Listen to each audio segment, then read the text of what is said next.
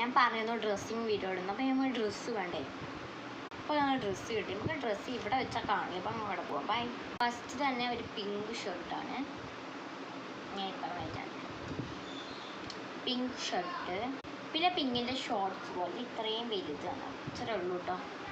പിന്നെ ഉള്ളൊരു വെറൈറ്റിയാണ്. വൈറ്റ് ഷർട്ട് ഉണ്ട്, ഒരു ജീൻസിൻ്റെ കോട്ടുണ്ട്, പിന്നെ ഒരു വെളുത്ത പാൻ്റ് ഉണ്ട്. ഇത് ഞാൻ ഒന്ന് ഇട്ട് കാണിക്കണം.